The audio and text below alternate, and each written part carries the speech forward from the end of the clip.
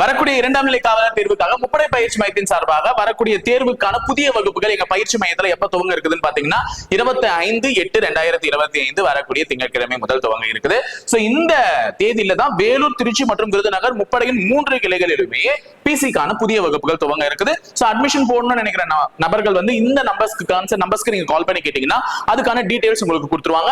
So வேலூரா இருந்தா 7200400395 அல்லது 398, திருச்சி இருந்தா 8111070706 அல்லது 708, விருதுநகரா இருந்தா 9363020246 அல்லது 247 அந்த நம்பருக்கு கால் பண்ணி கேட்டீங்கன்னா பேட்ச் டீடைல்ஸ் பத்தி உங்களுக்கு வந்து டீடைலா கொடுத்துருவாங்க. சோ இரண்டாம் நிலை காவலர் தேர்வுக்கு வீட்ல இருந்தே ப்ரிப்பேர் ஆகக்கூடிய மாணவர்களுக்கு 4 பாக பயிற்சி புத்தகங்களும் எங்களுடைய பயிற்சி மையத்தில் அவைலபிளா இருக்கு.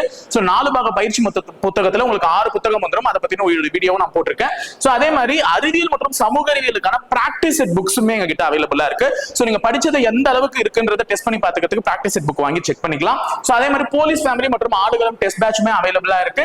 சோ உங்களை நீங்களே டெஸ்ட் செய்து பார்த்துக்கொள்ள அதுவுமே ஏதுவாக இருக்கும். சரிங்களா? சோ இந்த நம்பர்ஸ்க்கு நீங்க கால் பண்ணி கேட்டீங்கன்னா இந்த புக்ஸ் பத்தினாகட்டும் அல்லது டெஸ்ட் பேட்ச் பத்தினதாகட்டும் அல்லது பேட்ச் டீடைல்ஸ் ஆகட்டும் எல்லாத்தையுமே உங்களுக்கு ப்ரொவைட் பண்ணுவாங்க. சோ நீங்களும் இணைந்திருங்கள், தொடர்ந்து பயணம். ஹாய் கைஸ், வெல்கம் டு முப்படை ட்ரைனிங் அகாடமி. கொஞ்ச நேரத்துக்கு முன்னாடி தான் ஒரு வீடியோ போட்டேன், அந்த ஷார்ட் நோட்டீஸ் வச்சு இன்னுமே வந்து அப்டேட் ஆகலையேன்னுட்டு. ஸோ நம்ம வீடியோ பார்த்துட்டாங்களே உடனே அப்டேட் பண்ணிட்டாங்க நோட்டிபிகேஷன் வெப்சைட்ல. ஸோ வெப்சைட் வந்து நோட்டிபிகேஷன்ல அஃபிஷியலா அனௌன்ஸ் பண்ணப்பட்டு விட்டதுப்பா. நமக்கு என்னென்னலாம் ஷார்ட் நோட்டீஸ்ல டீடைலா சொல்ல முடியாத ஒரு விஷயங்களை குறுந்தகவல்களா பகிர்ந்தார்களோ அது எல்லாத்தையும் இப்ப டீடைலா சொல்லிட்டு இருக்காங்க. ஸோ தம்ப்நெயில் பார்த்துட்டு வந்திருப்பீங்க, இதுவே கடைசி வாய்ப்பு அப்படின்னு சொல்லிட்டு. யார் யாருக்கெல்லாம் கடைசி வாய்ப்புனா, இந்த கொரோனா மூலமா தளர்வுகள், வயது தளர்வுகள் பெற்றார்கள் அல்லவா, ஸோ இவங்களுக்குலாம் இதுதான் ஒரு கடைசி வாய்ப்பு. ஏன்னா அடுத்த வருஷம் செப்டம்பருக்குள்ள இன்னொரு நோட்டிபிகேஷன் வந்தாதான் அதே கொரோனா வயது தளர்வை பயன்படுத்தி அவங்களால எழுத முடியும். சோ அது கொஞ்சம் தள்ளுச்சுன்னா கூட அவங்களெல்லாம் பயன்படுத்த முடியாது. அதனால மேக்சிமம் இந்த ஒரு சொல்ல காணும், ஆனாலும் நம்ம எல்லாத்துக்குமே ரெடியா இருக்கணும்ல. சோ எஸ்ஐக்கு சொல்லியிருக்காங்கன்னா அது எல்லாத்துக்குமே தான் பொருந்தும் அவங்க எடுக்கக்கூடிய ரெக்ரூட்மெண்ட்ஸ்க்கு. சோ நீங்க எல்லாத்துக்குமே ரெடியா இருங்க, நல்லா படிங்க, தயவு செஞ்சு படிங்க, அதுக்கு மட்டும் பண்ணுங்க, ஓகேவா? படிக்கிற வேலையை பாருங்க. சோ அறிவிக்கை தேதி அவர்கள் சொன்னபாரு இன்று வெளியிட்டு விட்டார்கள். சரியா? அறிவிக்கை தேதியில ஏதாவது மாற்றம் எடுத்துட்டு வந்திருக்காங்கன்னா கிடையாது, அவங்க சொன்ன போல வெளியிட்டாங்க. இன்னைக்கு அவங்க சொன்ன 21/8/2025. சரியா? அடுத்தது அவங்க நாளைக்கு இணைய வழி, அதாவது அப்ளிகேஷன் டேட் வந்து ஆன்லைன்ல ஓபன் பண்ணிடுவாங்க. நான் மறுபடியும் சொல்லிட்டேன், ஆன்லைன்ல ஓபன் பண்ண அன்னைக்கு அப்ளை பண்ணணும்ன்ற அவசியம் இல்லை. அவங்களுக்கு 1 மாசம் டைம் கொடுத்துருக்காங்க. கிட்டத்தட்ட செப்டம்பர் மாதம் 21ஆம் தேதி வரையும் அப்ளை பண்ணலாம். சோ நான் எடுத்த உடனே பூஜையை போட்டு சாம்பிராணியை போட்டுட்டு உட்காந்து அப்ளை பண்ண ஆரம்பிச்சிடாதீங்க. ஒரு சிறு தவறுமே பிற்காலத்துல ஒண்ணு மருந்து வைக்கும். அதனால நானும் போடுறேன், step by step procedure, how to apply அப்படின்னு சொல்லிட்டு போடுறேன். சோ நீங்க அதை ஃபாலோ பண்ணி, இல்லையா நீங்க நெட் சென்டர்ல போய் ப்ரௌசிங் சென்டர்ல அப்ளை பண்ணாலும் நான் சொல்லக்கூடிய தகவல்களை அவங்க சரியா பதிவு பண்றாங்களா? ப்ரௌசிங் சென்டருக்காரனுக்கு அது ஒரு பேமெண்ட், அவ்வளவுதான். ஆனா உனக்கு அது வாழ்க்கை. சரியா? பொறுமையா பண்ணுங்க. அவங்க கிட்ட சொல்லி கூட அந்த அண்ணா பண்ணும் போது கூட, அண்ணா இது மாதிரி சொல்லியிருக்காங்க, இப்படி பண்ணலாமா அப்படின்னு சொல்லிட்டு கேட்டுட்டு கூட பண்ணுங்க. பொறுமையா பண்ணுங்க ஆனா அப்ளை பண்ணும்போது. சோ 1 மந்த் உனக்கு டைம் இருக்கு. அதுக்குள்ள சர்டிபிகேட்ஸ் எல்லாம் வாங்கி வச்சிருக்க. பிஎஸ்டிஎம் எப்படி வாங்குறதுன்னு கேட்டீங்க, மதிய வீடியோ வந்துடும் எப்படி பண்றாங்க அப்படின்ட்டு. சரியா? அதுக்கப்புறமா திருத்தம் செய்வதற்கான நாள் வந்து 25 சொல்லியிருக்காங்க. எழுத்து தேர்வு நவம்பர் சொல்லிட்டாங்க 9ஆம் தேதி. சரியா? நம்ம எல்லாத்துக்கும் ரெடியா இருக்கணும். சரி, அடுத்து நம்மளுடைய வேலையை பார்ப்போம். என்ன படிக்கணும் அதான் இங்க கொடுத்துருக்காங்க பாருங்க. சோ மொத்தம் இந்த ஆண்கள் பெண்கள்லாம் பிரிக்கல. 2ஆம் நிலை காவலர் தேர்வுக்கு வந்து 2833 வேகன்சி இருக்கு பிசிக்கு. ஓகேவா? இது பிசி. இது ஜெயில் வார்டன். ஜெயில் வார்டன்ல பாய்ஸ்க்கு 142, பெண்களுக்கு 38 வேகன்சி அறிவிச்சிருக்காங்க. ஃபயர்மேன் ஒரு நல்ல வேகன்சி வா, நல்லா போலாம். ஃபயர்மேனுக்கு வந்து 631 வேகன்சி இருக்கு. நல்லா போயிடலாங்க. ஃபயருக்கு போயிட்டீங்கன்னா நல்ல ஒரு படிக்கலாம் அடுத்தடுத்த ப்ராசஸ்க்குலாம். ஸோ மொத்தமா நம்ம ஆல்ரெடி சொன்ன மாதிரி 3665 வேகன்சி டோட்டலா கொடுத்துருக்காங்க. 21 பேக்லாக் வேகன்சிஸ் ஃபார் எஸ்டி கேண்டிடேட்ஸ்க்கு. சரியா? அதோட சேர்த்து தான் கொடுத்துருக்காங்க. வேற எதானா அவங்க சொல்லியிருக்காங்கன்னா கிடையாது. ஸோ இதுல ஒரு வார்த்தையை மென்ஷன் பண்ணிருக்காங்க. காவல்துறைக்கு தேர்ந்தெடுக்கப்படும் விண்ணப்பதாரர்கள் கவர்மெண்ட் ஆர்டர்ல சொல்லியிருக்கப்படி டிபார்ட்மெண்ட், அதாவது 2025 ஒரு புது பிற்சேர்க்கை சொல்லியிருக்காங்க. அதுல குறிப்பிட்டவாறுதான் பணி அமர்வு செய்யப்படுவார். ஒரு திருத்தம் எடுத்துட்டு வந்திருக்காங்க அப்படின்னு சொல்லியிருக்காங்க. சரி, ஓகே. இதெல்லாம் வந்து நமக்கு ஆல்ரெடி எஸ்ஐல என்ன சொன்னாங்களோ அதே தான் குறிப்பா கொடுத்திருக்காங்க. அதாவது தேர்வு செய்ய தகுதியான பெண் விண்ணப்பதாரர்கள் இல்லாத பட்சத்தில் தேர்வின் ஒவ்வொரு நிலையிலும் அக்காலி படியினங்களை அதே வகுப்பினரை சேர்ந்த ஆண் விண்ணப்பதாரர்கள், அதாவது நாங்க கட் ஆஃப்னு ஒன்று டிசைட் பண்ணிட்டு அந்த கட் ஆஃப்குள்ள வராத போது ஒரு பெண் விண்ணப்பதாரர்கள் எங்க கிட்ட அவைலபிளா இல்லைன்னா அதே கம்யூனிட்டி, பிசி கம்யூனிட்டி சேர்ந்த ஆணுக்கோ அல்லது எம்பிசி கம்யூனிட்டி சேர்ந்த ஆணுக்கோ அல்லது எஸ்சி கம்யூனிட்டி சேர்ந்த ஆணுக்கோ அந்த சீட் வந்து ஒதுக்கப்படும் அப்படின்னு சொல்லியிருக்காங்க. அதே மாதிரி மத்ததுக்கும் சொல்லியிருக்காங்க. சான்றிதழ் அதெல்லாம் நமக்கு வாரிசுதாரர்கள் அதெல்லாம் நமக்கு தேவையில்லை. சரியா? சரி, இது பழங்குடியின வகுப்பினருக்கு 21 சீட், அந்த எக்ஸ்ட்ரா வேகன்சி சொன்னால பேக்லாக் வேகன்சி அதை ஒதுக்கி இருக்கிறதா சொல்றாங்க. சோ இது எல்லாமே காலையில ஷார்ட் நோட்டீஸ்லயே அவங்க கொடுத்ததுதான். சரியா? ஸ்போர்ட்ஸ் கோட்டா வேகன்சி இன்னும் 10% தான் ஸ்போர்ட்ஸ் கோட்டாக்கு. அந்த 10% தான் அவங்க எப்படி பிரிச்சிருக்காங்க, 7% ஸ்போர்ட்ஸ் கோட்டாக்கும் மெச்சத்தக்க விளையாட்டு வீரர்கள், தட் மீன்ஸ் மெரிட்டோரியஸ் ஸ்போர்ட்ஸ் பர்சனுக்கு 3% பிரிச்சுட்டாங்க. எதுல மட்டும்? பிசில மட்டும். எஸ்ஐக்குலாம் அது முழுசா இருந்தது, பிசிக்கு மட்டும் இதை மட்டும் பிரிச்சிருக்காங்க, ஸ்பிளிட் அப். ஆனா சிறை காவலர், ஜெயில் வார்டன்லயும் சரி, தீயணைப்பு வீரர்களுக்கும் சரி, அது வந்து ஸ்போர்ட்ஸ் கோட்டால இருக்கக்கூடிய மாணவர்களுக்கே அது இருக்கட்டும், மெரிட்டோரியஸ் பர்சன்ஸ்க்கு வேணாம்னு சொல்லிட்டு 10% அவங்களுக்கே கொடுத்துட்டாங்க. சரியா? மத்தபடி முன்னாள் ராணுவத்திற்கு 5%, ஆதரவற்ற விதவைகளுக்கு 3%, தமிழ் வழியில் பண்றவங்களுக்கு 20%, இதெல்லாம் டிட்டோ முன்ன என்ன இருந்ததோ அதே தான் இருக்கு. எந்த ஒரு புது மாற்றத்தையும் அவங்க எடுத்துட்டு வரல அந்த நோட்டிபிகேஷன்ல. அடுத்தது சரி, சிறப்பு ஒதுக்கீடுகள்.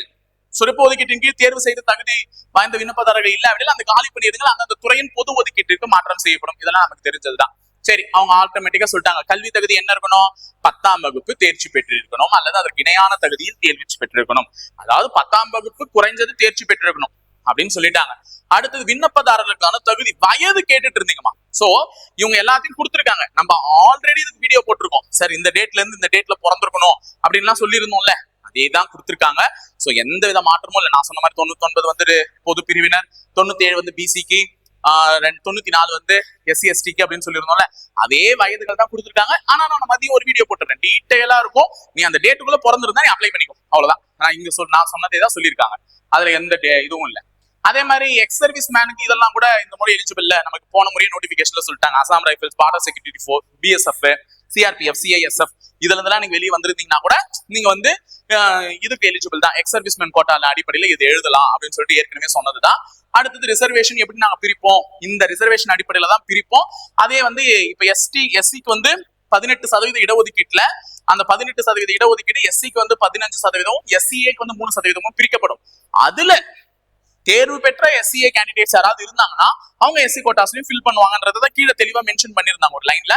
சோ அதனால பயப்படாதீங்க, எல்லாருக்குமே நல்ல வேலை இருக்குங்க. அதனால நல்லா படிங்க, படிச்சுட்டாதான் இங்க சொல்லியிருக்காங்க பாரு. தேர்வின் ஒவ்வொரு நிலையிலும் ஆதி திராவிடர் அருந்ததியினர் வகுப்பினருக்கான இடங்கள் முன்னுரிமை அடிப்படையில் நிரப்பப்பட்ட பின்னர் தகுதி பெற்ற ஆதி திராவிடர் அருந்ததியினர் விண்ணப்பதாரர்கள் மிகுதியாக இருந்தால் அவர்கள் ஆதி திராவிடர் வகுப்பு அந்த வகைப்பாட்டின் கீழ் வந்து இடஒதுக்கீடு பெறப்படுவர் அப்படின்ற மாதிரி சொல்லிட்டாங்க. சோ அதனால பயப்படாதீங்க, 3% தானே அப்படின்ட்டுலாம்.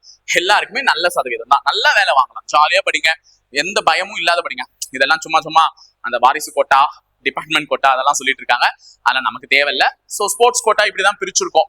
7% ஒண்ணு, 10% ஒண்ணு, சாரி 7% ஒண்ணு, 3% ஒண்ணுன்னு பிசிக்கு பிரிச்சுட்டோம்.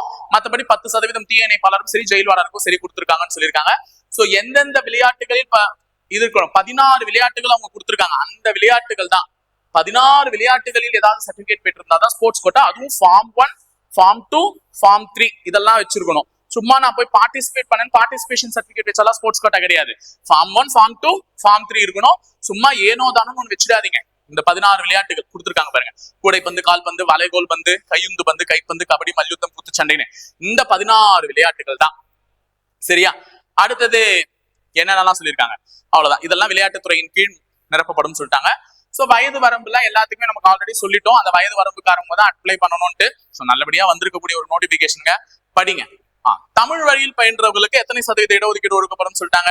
20% பணியிடங்கள். அதாவது ஒவ்வொரு இதுலயும் ரெக்ரூட்மெண்ட் ப்ராசஸ்லயும் இப்ப ஃபர்ஸ்ட் ஒரு 20% ஒதுக்குவாங்க, அதுக்கு அடுத்தது அதுல இருந்து செலக்ட் ஆகி வரவங்களுக்கு 20% ஒதுக்குவாங்க. அந்த மாதிரி பிசிக்கல்ல 20%, ரிட்டன்ல 20%, ஃபைனல் மெரிட் லிஸ்ட்ல 20%, ஒவ்வொரு இதுலயும் 20% ஒதுக்குறாங்க அப்படின்னு தெளிவா குறிப்பிட்டாங்க. வேற என்ன கொடுத்திருக்காங்க அவங்களுக்கு? சோ இதெல்லாம் சொல்லிட்டாங்களா? சிறப்பு ஒதுக்கீடுகள் வந்து ராணுவத்தில் இருக்க முன்னாள் ராணுவத்தில் ஒர்க் பண்ணவங்களுக்கு 5% ஆஃப் ரிசர்வேஷன் வந்து இருக்குன்னு சொல்லிட்டாங்க. ஆதரவற்ற விதவைகள், டெஸ்டிடியூட் விடோஸ் இருந்தாங்கன்னா 3% இடஒதுக்கீட்டின் கீழ் அவர்கள் வேலை பெறலாம் அப்படின்றதையும் சொல்லிட்டாங்க. எல்லாத்தையுமே சர்டிபிகேட்ஸ் வாங்கி வச்சுக்கோங்க. சரியா? அடுத்தது வேற எதுவும் சொல்லலையா அவங்க?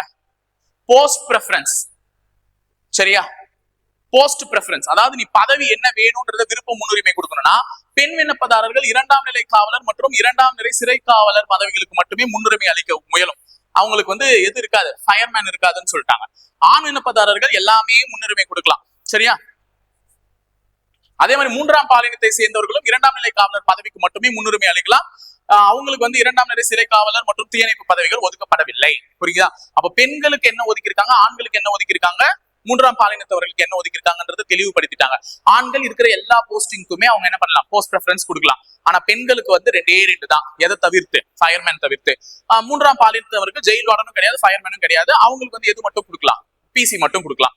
இதை மட்டும் சொல்லியிருக்காங்க ஒரு இதுவா. விண்ணப்பத்தில் தேர்வு செய்திருக்கும் பதவி முன்னுரிமையே இறுதியானது. அதனால பார்த்து கொடுங்க. சும்மா ஏனோ தானோ ஒரு போஸ்ட் ப்ரெஃபரன்ஸ் கொடுத்துறாதீங்க. பிசி கொடுங்க, தப்பு இல்ல. சோ பிசிக்கு அடுத்தது எல்லாத்தையுமே பார்த்து கொடுங்க. கரெக்டான ஒரு ஜாபுக்குள்ள உள்ள போறதுக்கான வழி வைப்பாங்க. சரி, ஆட்டோமேட்டிக்கா அவங்க சிலபஸ் வந்துட்டாங்கப்பா. சிலபஸ் வந்து தமிழ் தகுதி தேர்வு சொல்லிட்டாங்க. தமிழ் தகுதி தேர்வு இத்தேர்வு தகுதி தேர்வே ஆகுமே தவிர இது வந்து மெரிட் லிஸ்ட்ல ஆட் பண்ணப்பட மாட்டாது. இந்த 80 மார்க். அப்ப நீங்க 80க்கு எவ்வளவு எடுத்தா பாஸ்? 32 எடுத்தா பாஸ். கிட்டத்தட்ட 40% மதிப்பெண்கள். ஆனா முதன்மை எழுத்து தேர்வு 70 கேள்விகளை கொண்டதாக இருக்கும். சோ பொது அறிவும் இருக்கும், உளவியல் தொடர்பானதும் இருக்கும். இதை நாங்க கீழே கொடுத்துருக்கோம், பாத்துக்கோங்கன்னு சொல்லிட்டாங்க. அடுத்தது சான்றிதழ் சரிபார்த்தலுக்கு வந்து மதிப்பெண்கள்லாம் கிடையாது. சர்டிபிகேட் வெரிஃபிகேஷன் போயிட்டு எனக்கு இவ்வளவு சர்டிபிகேட் வச்சிருக்கேன், எனக்கு ஒரு சர்டிபிகேட் ஒரு மார்க் கொடுன்னு கேட்டாலும் கொடுக்க மாட்டாங்க. சரியா? அதனால அதை ஒழுங்கா பாத்துக்கோங்க. அடுத்தது உடற்கூறு அளத்தலுக்கு மதிப்பு இல்லை. That means height and chest மெஷர்மெண்ட்டுக்குலாம் மதிப்பு கிடையாது.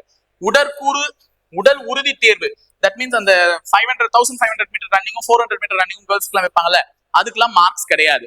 உடல் திறன் போட்டிகளுக்கு 24 மதிப்பெண்கள் உண்டு. தட் மீன்ஸ் பிசிக்கல்ல எல்லாத்துக்குமே டபுள் ஸ்டார் போட்டீங்கன்னா அதுக்கு வந்து மார்க் இருக்கு. சிறப்பு மதிப்பெண்கள் 6 மதிப்பெண்கள் ஒதுக்கி இருக்காங்க. சரியா? சோ இதுதான் வந்து எக்ஸாம் பேட்டர்ன். அந்த 100 மார்க் எப்படி ஸ்பிளிட் அப் ஆயிருக்குன்றத தெரிஞ்சுக்கோங்க. 70 இதுக்கு, 24 அதுக்கு, பிசிக்கலுக்கு 6 மார்க் வந்து ஸ்பெஷல் மார்க்ஸ். ஓகேவா? அடுத்தது எழுத்து தேர்வுக்கான பாடத்தகுதி தான் சொல்லியிருக்காங்க. நான் சொன்ன மாதிரி தான் 40% மதிப்பெண்கள் பெறணும். அதாவது 32 மதிப்பெண்கள் பெற்றால் நீங்கள் தேர்வு, தமிழ் தகுதி தேர்வு. முதன்மை எழுப்பு தேர்வுல வந்து பொது அறிவுல எத்தனை கேள்வி இருக்க போதே? 45 கேள்விகள். 45 மதிப்பெண்களுக்கு 45 கேள்விகள். உளவியலுக்கு 25 கேள்விகள் இருக்கும்னு சொல்லிட்டாங்க. சோ இதுவும் 1 மணி நேரம் 20 நிமிஷம் சொல்லிட்டு உனக்கு கம்பைன்ட் எக்ஸாமா தான் நடக்கும். தட் மீன்ஸ் தமிழ் தகுதி தேர்வும் சரி, மெயின்ஸும் சரி, ஒன்னா சேர்ந்து தான் உனக்கு நடக்கும். இது 1 மணி நேரம் 20 நிமிஷம், அது 1 மணி நேரம் 20 நிமிஷம் ஒரே கொஸ்டின் பேப்பர்ல தான் நடக்கும். தயவு செஞ்சு பாஸ் பண்ணிடுங்கப்பா, அவ்வளவுதான் சொல்ல முடியும். சோ எழுத்து தேர்வு மாவட்ட அல்லது மாநகர தேர்வு மையங்களில் நடைபெறும். விண்ணப்பதாரர்களுக்கு எழுத்து தேர்வில் கலந்து கொள்ள விருப்பப்பட்ட மாவட்ட மாணவத்தை நீங்க அப்ளை பண்ணும் போது சூஸ் பண்ணிக்கலாம். நான் இந்த இடத்துல எழுதுறேன், எனக்கு வேலூர்ல எழுதணும்னு ஆசை சார், எனக்கு சென்னையில எழுதணும்னு ஆசை சார், எங்க இருக்கும் அங்க நீங்க சூஸ் பண்ணிக்கலாம்னு சொல்லிட்டாங்க. அவ்வளவுதான். சரி, ஒவ்வொரு இதுக்கும் 1:5 ரேஷியோல செலக்ட் பண்ணி அடுத்தடுத்துக்கு அனுப்புவோம். ஹால் டிக்கெட்ல எங்களுடைய வெப்சைட்ல டவுன்லோட் பண்ணிக்கோங்க. இதான் அவங்க தெளிவா சொல்லிட்டு வராங்க. சரி, வேற எதுவும் சொல்லலப்பா. இது ஹைட் மெஷர்மெண்ட் எல்லாருக்குமே தெரிஞ்சிருக்கணும். நான் ஆல்ரெடி சொல்லியிருக்கேன். ஹைட் வந்து பார்க்கும்போது 159 சென்டிமீட்டர் பெண்களாக இருக்கக்கூடிய பட்சத்திலையும் ஆண்களாக இருக்கக்கூடிய பட்சத்தில் 170 சென்டிமீட்டர் இருக்கணும். பழங்குடியினர், ஆதி திராவிடர், அருந்திதியினர் வகுப்பினரா இருந்தா 167 இருந்தா போதும், 157 இருந்தா போதும். இதை ஒழுங்கா பாத்துக்கோங்க. சோ மார்பு வந்து ஆண்களுக்கு சாதாரண நிலையில் 81 சென்டிமீட்டரும், விருந்த நிலையில் 5 சென்டிமீட்டர், தட் மீன்ஸ் 86 சென்டிமீட்டர் தாண்டணும். அது ஒழுங்கா பாத்துக்கோங்க. நல்லா சாப்பிடுங்க. சரியா? இங்க வச்சாங்க பார் ட்விஸ்ட். நீங்க ஹைட் வந்து எப்ப மெஷர் பண்ணுவேன்றத தெளிவா சொல்லிட்டாங்க. 169.8 இருந்தாதான் உன் ஹைட் எதுவா கன்சிடர் பண்ணப்படும்? 170 கன்சிடர் பண்ணப்படும். அப்ப அதுக்கு கீழே இந்த 169.7 இருந்துச்சுன்னா உன் ஹைட் எங்க சுருங்கிடும்? 169.5 சுருங்கிடும். You are not eligible for this job அப்படின்னு சொல்லிடுவாங்க. அப்போ மினிமம் ஒருத்தன் 169.8 இருந்தாதான் அவன் பிசி எழுதுறதுக்கே எலிஜிபிள் ஆகும். சரியா? அதனால வளருங்கப்பா, வளருங்க, நல்லபடியா வளர்ந்துருங்க, வளர்றவங்க இருக்குதா. சரியா? இதெல்லாம் வந்து உங்களுக்கு ஆல்ரெடி சொன்னதுதான். பிசிக்கல் பத்தி எல்லாம் உங்களுக்கே தெரியும். நீளம் தாண்டுதல், உயரம் தாண்டுதல் இருக்கும், கயிறு ஏறுதல் இருக்கும், எல்லாமே இருக்கும். ஸோ அதை பத்தி தான் டீடைலா கொடுத்துருக்காங்க. ஸோ இந்த நோட்டிபிகேஷன் இவ்வளவுதான் நமக்கு சொல்ல வருது. ஸோ இந்த நோட்டிபிகேஷன்ல எப்படி எக்ஸாம் ப்ராசஸ் என்னன்றதை தான் தெளிவுபடுத்திட்டேன். ஸோ இதெல்லாம் ஓரளவுக்கு தெளிவாயிருப்பீங்க. ஆனா நாங்க படிக்கணுமே. படிக்கிறதுக்கு என்ன பண்ணலாம்? நம்மளுடைய பிசி அல்டிமேட் தானே வெயிட் பண்றீங்க. வரும், பிசி அல்டிமேட் விரைவில் வரும். வந்தோடனே படிக்க ஆரம்பிக்கும். சரிங்களா? ஸோ இன்னும் தொடர்ந்து பயணிப்போம். உங்களுடைய பேச்சு மெத்தோட. நன்றி, வணக்கம்.